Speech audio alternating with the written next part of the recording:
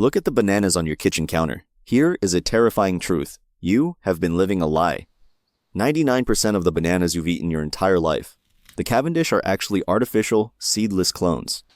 Every single one is an identical genetic twin, meaning this entire global empire is currently sitting on biological death row, just waiting to be wiped out by a single, unstoppable fungal disease. But the true tragedy is what you are missing out on. Today, we are exposing a secret world your local supermarket is hiding from you. A hidden universe where bananas have silver blue skin, sport deep maroon peels, taste exactly like melting vanilla ice cream, or grow so massive they resemble a rhinoceros horn. Imagine a banana so magnificent that it makes the fruit sitting in your kitchen right now taste like watered-down cardboard. Meet the Gros Michel, affectionately translated from French as Big Michael. From the mid-1800s to the 1950s, this was the undisputed global king of the fruit trade. It was physically imposing, armed with a remarkably thick, bruise-resistant peel that made it a logistical dream to ship across oceans, but its true majesty lay hidden inside. The Gros Michel possessed a distinctly richer, more complex sweetness, a luxuriously creamy texture, and an intoxicating aroma so potent that it actually inspired the artificial banana flavoring we still use in candies today. However, this massive empire was built on a fragile, biological glass floor. To maximize global profits, corporations grew them as strict monocultures, millions of genetically identical clones. This ruthless efficiency became their ultimate death sentence. When a merciless soil-borne fusarium fungus, known as Panama disease, emerged, it didn't just kill crops, it committed botanical genocide. Because every single tree shared the exact same DNA, not a single plant possessed the natural immunity to fight back. The pathogen swept through global plantations like a silent wildfire, rotting the plants from the inside out and poisoning the earth. By the late 1950s, the greatest banana the world had ever known was officially declared commercially extinct. Today, the legendary Gros Michel is an agricultural ghost, surviving only in tiny, uninfected pockets of soil in Thailand and South America, a bittersweet reminder of a fallen empire. When the Gros Michel collapsed in the 1950s, the global banana industry faced total annihilation. In sheer panic, they found a survivor, the Cavendish. It wasn't as large or flavorful, but it possessed one crucial superpower. It was immune to the specific pathogen that killed its predecessor. The industry quickly crowned a new king. Today, the Cavendish accounts for nearly every banana exported globally, offering a perfectly consistent industrial life cycle where firm green starches magically convert to smooth, mild sugars on supermarket shelves. But humanity learned absolutely nothing from its past. Because the Cavendish is completely seedless, it cannot reproduce naturally. Every single tree on Earth is grown through artificial cloning, creating a massive, genetically identical monoculture. They share the exact same strengths, and, terrifyingly, the exact same weaknesses. Now, history is violently repeating itself. A mutated, unstoppable new strain of the fungus, known as tropical race 4TR4, has emerged. The Cavendish has zero natural resistance. This pathogen is currently marching across continents, infecting soil for decades and choking the plants to death. We are sitting on a biological ticking time bomb, watching the exact same agricultural apocalypse unfold, proving that the Cavendish was never a permanent cure, it was merely a 70-year stay of execution. With the Cavendish staring down the barrel of extinction, science decided to stop searching for a natural savior and simply engineer one. Enter the Goldfinger. Created in 1988 within a Honduran agricultural laboratory, this is not a normal fruit. It is a biological fortress built for absolute survival. To create a banana capable of withstanding the deadly Panama disease, scientists developed a mutated titan armed with 4 complete sets of chromosomes. This dense genetic armor makes the Goldfinger fiercely cold-tolerant and highly resistant to the fungal plagues threatening to wipe out the global market. Visually, it masquerades as a standard golden yellow banana, but the tasting experience is radically different. When slightly green, it delivers a sharp, bright, apple-like tartness that shocks the palate. As it fully ripens, that citrusy bite surrenders to a sweet, conventional flavor. Because of its incredibly strong immune system, it thrives organically without the toxic chemical baths required by the Cavendish. While traditional consumers are still adjusting to its tangy profile, this laboratory-born powerhouse is the ultimate genetic lifeboat built to save the industry. For most of the Western world, a banana is merely a convenient, sweet snack. But travel to West Africa or the Caribbean, and you will encounter a banana that does not care about your dessert menu. Meet the Plantain. This is the heavyweight champion of the banana family, a rugged, thick-skinned titan built strictly for the fire. Unlike the sugary Cavendish, a green plantain is dense, heavily starchy, and devoid of sweetness. In the global south, it is treated exactly like a potato. When sliced into boiling oil, it transforms into savory, crispy tostones. When boiled and aggressively pounded, it becomes fufu, a comforting mash that anchors heavy stews. But its culinary magic lies in its evolution. As the tough peel turns yellow and eventually black, Those rigid starches miraculously convert into sugars, creating deeply caramelized, golden slices when fried. Yet, the true legacy of the plantain transcends flavor. It is a matter of sheer survival. This monumental crop is an agricultural pillar, reliably feeding over 70 million people across the African continent every single year. In Uganda, the local variety is so vital to human existence that their word matuk literally means food. The plantain is not a simple snack. It is the resilient, starchy heartbeat of the developing world. If the Cavendish is a fragile aristocrat requiring constant chemical care, the Saba banana is the indestructible tank of the agricultural world.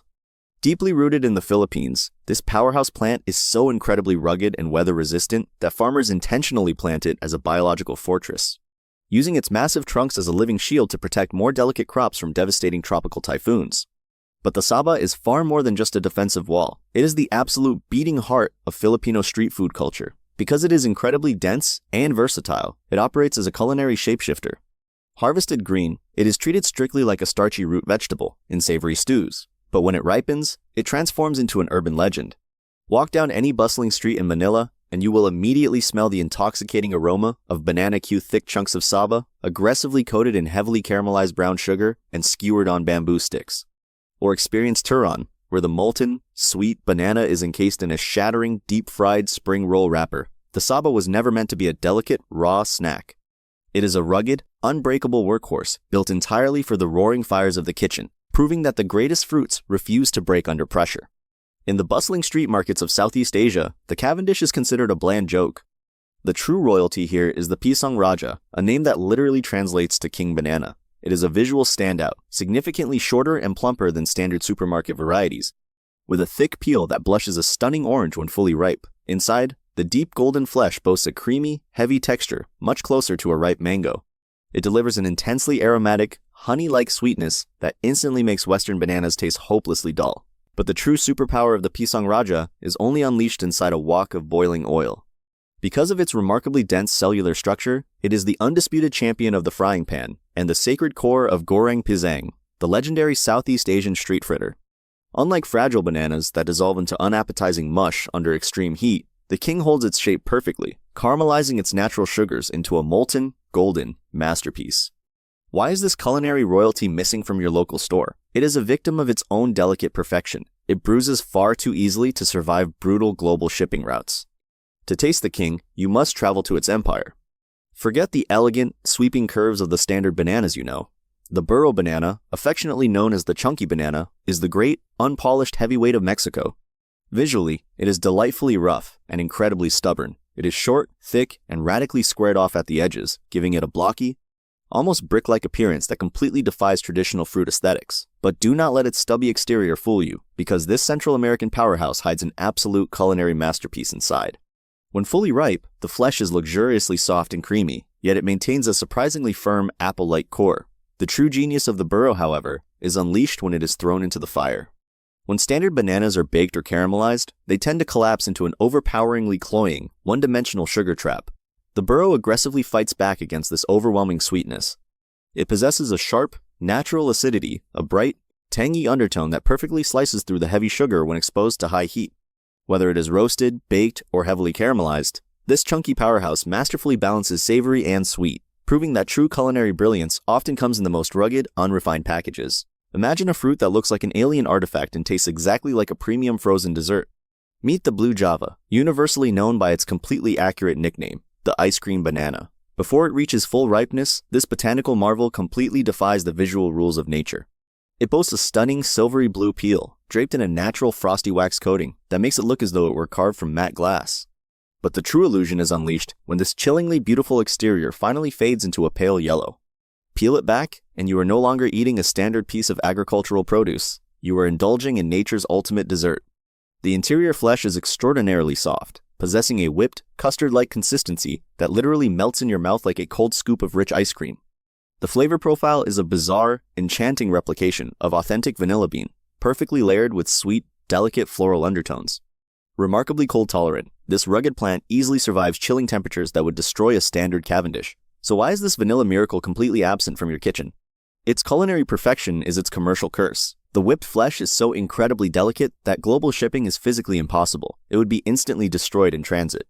To experience this surreal, melting illusion, you cannot rely on a supermarket. You must travel to the tropical Pacific havens where it grows. If you believe every banana must be a standard yellow, prepare to have your culinary worldview violently shattered. Enter the red banana, a striking, premium variety that proudly wears its arrogance on its sleeve. Draped in a stunning, deep maroon and wine-red peel, this short, plump titan looks more like an exotic jungle artifact than a grocery store staple. But the visual shock does not end at the skin. Peel back that thick, dark armor, and you will uncover a dense, luxuriously creamy flesh that often carries a beautiful, pale pinkish hue. The flavor profile is an absolute revelation. Instead of a flat, predictable sweetness, the red banana delivers a complex, berry-like explosion, carrying a highly distinct and intoxicating hint of fresh raspberries. Beyond its extraordinary taste, it is a biological powerhouse, aggressively packing a massive burst of vitamin C and beta-carotene to boost your immune system. Whether it is blended into a deeply complex raw smoothie or fried into a caramelized Filipino dessert, this fruit dominates the palate. So why is this maroon masterpiece so rare? It demands absolute patience. The plant takes significantly longer to grow, and the thick-skinned fruit stubbornly refuses to ripen quickly.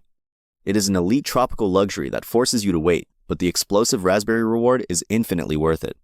We have been conditioned by modern supermarkets to follow a very strict visual rule. A yellow banana is perfect, and a black banana is rotting garbage destined for the trash bin. The Manzano banana, however, violently shatters this ignorant prejudice. Affectionately known as the apple banana, this short, chunky fruit from Central and South America commits the ultimate retail sin. Its pale yellow peel turns completely, aggressively black almost immediately. To the untrained eye, it looks terrifyingly overripe, but if you throw away a blackened Manzano, you are throwing away a culinary masterpiece. Beneath that alarming, pitch-black exterior lies a flesh that remains surprisingly firm, beautifully cream-white, and perfectly textured. When you take a bite, you are not met with the mushy, fermented sugar of an old Cavendish. Instead, you experience a brilliant, shocking tanginess that vividly mimics the crispness of a fresh apple, followed by a delicate, lingering sweetness reminiscent of wild strawberries. Because modern consumers are so shallowly obsessed with visual perfection, this incredible fruit is completely rejected by mainstream grocery stores.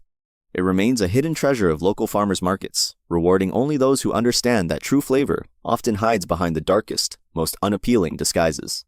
Step away from the rugged, starchy giants and meet the true aristocrat of the banana world, the lady finger. Hailing from the lush tropics of Malaysia and Indonesia, this petite, elegant fruit is widely known as the sugar banana, and for incredibly good reason. Measuring a mere 4 to 5 inches long, it is wrapped in a remarkably thin, delicate skin that turns a brilliant golden yellow, but the interior is where it reveals its absolute culinary luxury. The moment you peel it, you realize this is entirely different from a standard, watery Cavendish. The flesh is flawlessly smooth, entirely devoid of any chalky, starchy residue, even when it is eaten slightly underripe. Biting into a ladyfinger is exactly like having pure, floral syrup squeezed directly onto your tongue. It delivers an intensely concentrated sweetness, paired with a remarkably firm, dense texture. So why isn't this flawless, bite-sized dessert dominating global supermarkets?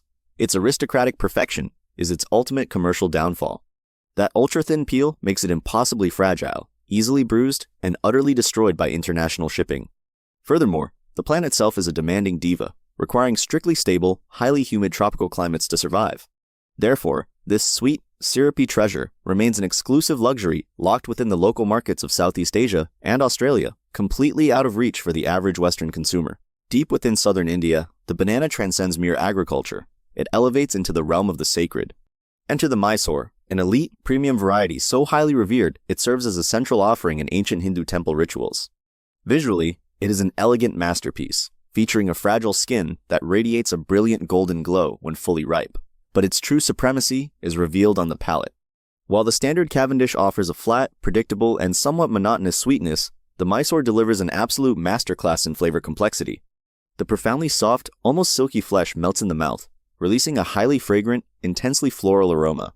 As the deep sweetness coats your tongue, it masterfully finishes with a brilliant, faint tartness at the very end, a sophisticated, acidic kick that completely destroys the blandness of commercial bananas. Despite its delicate appearance, the tree itself is a towering beast, supporting massive fruit bunches. So why is this divine fruit hidden from the global market? Its exquisite delicacy is its commercial doom. The Mysore bruises incredibly easily and possesses a remarkably short post-harvest life, meaning it flatly refuses to be shipped across oceans. To experience this sacred, complex flavor, you must consume it exactly where it grows, tasting it at the absolute peak of its glorious perfection. Prepare to witness nature's ultimate rebel. Every banana you have ever seen submits to gravity, drooping heavily toward the earth. But deep within the lush islands of Melanesia and Tahiti grows the Fe'i, a bizarre botanical anomaly that violently defies the laws of physics. Instead of hanging down, its massive fruit clusters shoot straight up, pointing proudly toward the sky, like a cluster of vibrant tropical spears, and the rebellion does not stop at its posture. Wrapped in a striking deep scarlet skin, the Fe'i hides an absolute visual shock inside. Its dense, starchy flesh is not white or yellow, but a blinding, vivid orange. This fluorescent color is the direct result of massive beta-carotene levels, making this strange fruit an essential, life-saving source of vitamin A for ancient Pacific Islanders. Because it is incredibly starchy, it must be heavily roasted in traditional earth ovens to unlock its earthy, slightly sweet flavor profile. But perhaps the most hardcore characteristic of this gravitational rebel is what bleeds from its trunk. When cut, the Fe'i does not weep clear water. It bleeds a vivid, bright purple sap, a natural ink so potent and permanent that indigenous warriors historically used it to dye their garments and even ink their tribal tattoos. It is not just food, it is an unforgettable, gravity-defying force of nature. Leave behind the bite-sized snacks, and behold, an absolute agricultural monster. The rhino horn banana is not just a fruit, it is a towering beast of the East African landscape. Earning its intimidating name, this is officially the longest banana in the world. A single piece of this colossal fruit can stretch to an astonishing 60 centimeters, roughly 2 feet in length. Shaped like a massive, dramatically curved blade that tapers to a menacing point, it visually resembles a giant rhinoceros horn. Originating in the rugged terrains of Ethiopia, this massive fruit belongs to the formidable plantain family. When green, its incredibly dense, starchy flesh is built for heavy cooking. But as the tough peel turns yellow, it softens into a mildly sweet treat that can actually be eaten raw. Because of its sheer, terrifying size, just one single fruit contains enough caloric weight to serve as a substantial, belly-filling meal. Why won't you ever see this 2-foot titan in your local grocery aisle? Because the modern global shipping infrastructure was designed strictly for small, predictable clones. Commercial cardboard packaging simply cannot accommodate a fruit the size of a sword. Furthermore, the tree is a rugged survivor, thriving in intense heat and torrential rains that would easily destroy a weak Cavendish. It remains an untamed, localized monster, completely defying the limits of commercial scale. Nature occasionally abandons practicality to create pure, striking art, and the praying hands banana is its most melancholic masterpiece. Hailing from Southeast Asia, this bizarre botanical anomaly completely defies the visual rules of fruit. Instead of growing as separated fingers, these bananas are entirely fused together in tight pairs, eerily resembling 2 hands pressed together in quiet, desperate prayer. But this dramatic fusion comes at a steep culinary cost. When you finally force the thick-skinned hands apart, you do not find the soft, juicy flesh of a common Cavendish. You are met with a pale, dense interior that reveals a unique, flattened, coin-shaped cross-section. The texture is notoriously dry, chalky, and practically devoid of moisture when underripe, offering a mild, vanilla-laced sweetness that only barely emerges at full maturity. Because of this stark, starchy dryness, it is almost never eaten raw. Instead, it is destined for the fire or the sun, heavily baked or traditionally sliced and dried by Pacific Island communities. It is a living sculpture of sorrow and beauty, a fruit that demands to be transformed by heat rather than consumed in its natural state. Deep within the eastern Himalayas lies a botanical siren, a fruit of such striking, arrogant beauty that it completely masks its treacherous nature. Enter the pink velvet banana. Unlike the docile, genetically castrated clones in your supermarket, this is a fierce, undomesticated survivor of the wild jungle. Visually, it is an absolute showstopper, draped in a thick, vibrant, fuzzy, neon pink skin that demands your attention. But its most theatrical trick is how it presents itself to the world. When it reaches peak ripeness, it does not wait for a human to open it, it violently peels itself.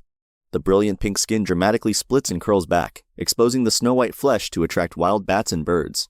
However, if you are lured in by this dazzling display, you are in for a brutal culinary surprise. While the flesh itself is pleasantly sweet, it is laced with a dangerous biological defense mechanism. The interior is densely packed with rock-hard, unyielding seeds that feel exactly like biting into coarse gravel. You do not simply eat a pink velvet, you cautiously nibble around its treacherous core. Because of these stone-like hazards, it is cultivated almost exclusively for its aesthetic vanity, a stunning, untamed jungle queen, proving that nature's most beautiful creations are often its most unforgiving. The story of the global banana industry is far more than a simple agricultural history lesson. It is a profound biological warning about the fatal cost of prioritizing hyper-efficiency over authentic diversity.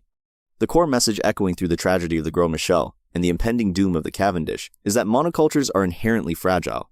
When we engineer a system, whether it is a global food supply or a creative ecosystem, to rely entirely on a single, perfectly cloned model just because it is easily mass-produced, we strip away its natural defenses.